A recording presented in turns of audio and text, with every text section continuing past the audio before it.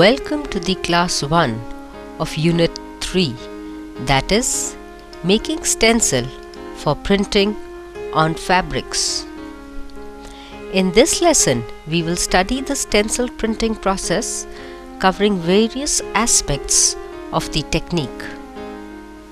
First, we will understand the definition and meaning of stencil. And then, we will examine the tools and equipment used for stencil printing. Also later in the class, you will learn how further value addition could be done to a stencil piece of work. Before proceeding through this lesson, the first thing that we must know is, what is a stencil? A stencil can be defined as a clear and accurate shape cut out through a sheet of material which can be uniquely and instantly identified. Or in a simpler term, we can say that a design traced and then cut on a sheet of material is a stencil. Talking about its historical background, stencil technique is an ancient art which is said to have started in China and Japan and was of a widely used method of printing. North Americans were amongst the first to invent different methods by which stencil could be used in home decoration. In 18th century, in American wallpaper, it was a luxury to see the stencils on them, and only the wealthy could afford it. But the common people soon found that with a little imagination and patience, and by repeating the same motif again and again, they could achieve a uniform overall pattern which could be one of the evidences the stencil printing could have been originated. An unusual use of technique shown here in the 19th century American stencil.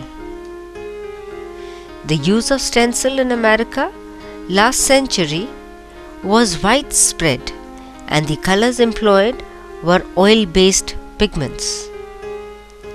In India, this technique originated during the Gupta period in 6th century to 8th century. In Mughal and Rajput period, the use of stencil was very common to the decoration of textile material. Even before the Gupta period, this process was used in the execution of paintings. We shall now study about the process of stencil printing. The first step in this process involves cutting a design through a sheet and then transferring color onto the surface to be printed through the cutout of the design. Now, let us first examine the tools and materials required for the process, like brushes, cutters and paints, which are available commercially, and some of them can also be made or improvised by one's own self. To begin with, we need a flat surface for printing, a sheet of suitable paper or plastic material out of which a stencil could be cut. Even sheets of some plastic material like clear transparencies.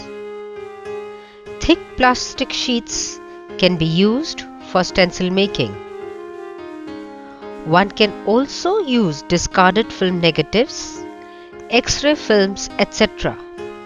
For this purpose, while these materials are more difficult to cut, they are more durable, on which drawing is somewhat possible. Next is cutting out the design through it. There are variety of tools. The very basic being the ordinary paper cutter. A scissors can also be very handy to use, especially when the curved shapes are to be cut out on a thin sheet of material like bond paper or a transparency. While working on with scissors, it should be inserted in the center of the open area of the design first and then later through the other parts of the design.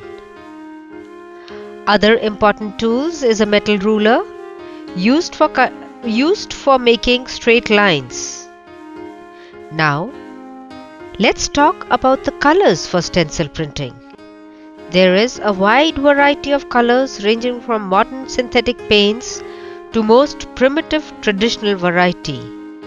We shall discuss each of them very briefly just to know about their basic properties, like poster colors, acrylic colors, fabric colors, glass colors, and acrylic pigments. Poster colors are water soluble and are available in wide range of shades in liquid form. These are water-based colors which give result when used undiluted and can be safely used on paper as well as on some plastic or some wooden objects. Next are the acrylic colors, which are also water soluble, available in liquid form and in wide range of colors. These colors have a very fast drying property. And the most common of all are the fabric colors, which are easy to use and care, and are the first choice when the printing is to be carried out on the fabrics. These are usually water-soluble colors and fixed on the fabric with a hot iron on the back side of the printed area. Other variety is of glass colors available in the form of water-soluble or gels, which produce a frosted or etched glass effect on the stencil prints. Then there are acrylic pigment colors mixed with excellent binder paste, which are water soluble. Addition of excellent binder to the acrylic colors gives you various tints, tones and shades. Therefore, you can make colors lighter and brighter. These dyes tend to blend very well. So if you are going to stencil print blue onto yellow, the end result, can you imagine what it would be? Yes, green. Now, let us discuss the equipment for passing the paint through the opening of the stencil onto the fabric. A cotton pad, a sponge, or a stencil brush. A cotton pad is the most common equipment and is the best to pass the paint or dye through the stencil onto the fabric. A cotton pad can easily be made with the help of a small cotton ball, a small cotton rag, and some thread. By enclosing a small cotton ball inside a white coarse cotton rag and then tying a knot to make it fixed at one place. For each different color of a stencil design, a separate cotton pad should be made before starting to print the design.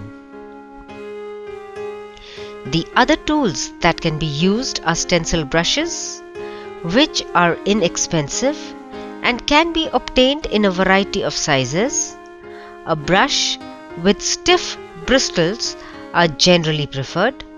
Otherwise, the bristles may be cut down for printing with stencils.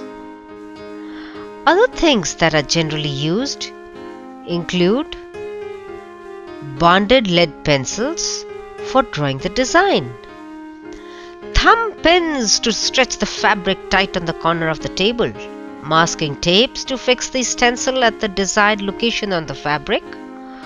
Also, some cleaned rags should be kept handy for cleaning the paint from the stencil in between the subsequent printing. A good surface for keeping the stencil material over it while printing is very necessary. And a cleaning solvent like water is required in the process. Now, we shall discuss about the different types of papers that are used while working with stencils. They are, namely, drawing paper, tracing paper, carbon paper, and graphite paper. Drawing paper is an inexpensive but useful paper for testing out designs, marking out areas, and so on. Tracing paper is used for tracing the designs. Carbon paper for transferring a design onto a stencil card, but to transfer a design onto the design to be decorated. Carbon paper cannot be used as the marks are difficult to remove. In that case, graphite paper can be used for transferring marks directly onto the object to be decorated. Some old newspapers for cleaning the stencils after the printing has been completed. Now, let us go through the technique of making the stencil very briefly. We shall study the procedure in steps. The first step is the selection of an appropriate design which is suitable for the purpose of decoration. The design that you choose should be such that it can be easily cut out on paper and that can be identified when cut as a stencil. Can you guess what type of design should be chosen for cutting out these stencils? The designs for paper cut can be taken from nature and surroundings. They can be based on some geometric patterns or flowers, leaves, plants, even birds or animal images, some cartoons, magazines, illustrations, or one's own drawings. Even alphabetical letters, etc., can be used for stenciling. These letters can also be produced easily and quickly using a ready-made stencil of alphabet sheets. Bold designs are good for an efficient stencil printing output. The shapes chosen for making stencils must be instantly recognizable. Some bold type of symmetrical designs can also be taken for stenciling. These designs can also be worked out with the help of a photocopier, which would enlarge or reduce the size of the design according to the area of the surface and thus save our time. After the design is finalized, the next step is to transfer the design onto a stencil card, which is made up of any paper or plastic material as described earlier. For transferring the design, redraw your design on tracing paper, keeping it on the stencil card, or by inserting a carbon paper in between the design sheets and the stencil material. Now, redraw over the design outline impression, made with the help of a tracing paper on the stencil card material. For making this process easier, you can fasten the stencil material on a glass or a hard cardboard with adhesive tapes. One should also use a sharpened pencil for this purpose, or a simple ballpoint pen can be used. Now cut the entire design through the stencil board using a stencil cut knife, a razor blade, or a paper cutter, leaving the ties and a thick border around the outline. We will discuss the ties, the major step of stencil cutting process, in the next lesson. The final and the most interesting part is to print the stencil. The surface may be wooden object or plastic object, or for that matter a fabric. When a surface is being stenciled, it is important that the surface is properly cleaned, otherwise the paint will not adhere. If printing on a fabric, it should be free of starch and fillers. Also, it should be free of creases. If not, then the material should be dampened and then ironed to remove the creases. First, place the stencil carefully or on the cloth to be printed. Then, with the help of a cotton padding or stencil brush, paint over the stencil so as to pass the paint evenly on the fabric. There should be a separate pad for all the different colors and shades being used in printing the current stencil design. Lastly, the stencil should be cleaned immediately after the printing, otherwise the paint left on the stencil will dry up and will be difficult to remove, especially if the stencil has to be used for further printing.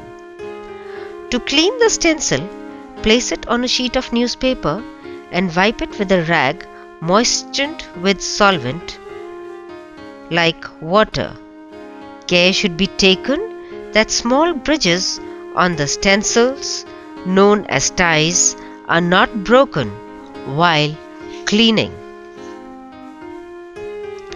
Brushes are also cleaned thoroughly in warm soapy water and then washed with plain water. Now, after printing process is over, you can further add value to this work, for example, by ornamenting it. Can you imagine with what? Yes, nozzle printing or embroidery work or bead work as per your choice. For this, you can refer to your last unit or to the last semester where it was taught at a large scale. A stencil printing is best to be used in combination with other kinds of printings such as screen or block printing, or maybe with hand printing or even spray printing. Now, as we have learnt about the technique of stencil printing, to sum up, we can say that hand stenciling is an ancient art which is being experimented in different areas of designing, printing and decoration. It can be used by people of all ages with equal ease. To make the dream of producing textile printed with a design or pattern according to one's taste and choice, the material and equipment for stenciling are not very expensive, and even they can be easily improvised at home by one's own creativity. After learning all about stencil printing, you can undertake few assignments.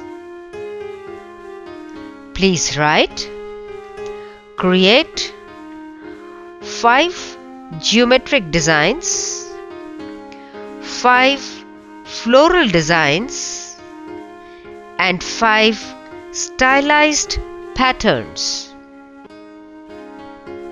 Create 5 geometric designs, 5 floral designs, and 5 stylized designed patterns. Choose one of the best designs from each category and prepare the stencil using the simplest material as per your choice. We hope with this assignment you will at least start up with the basic design part of stencil printing. All the best.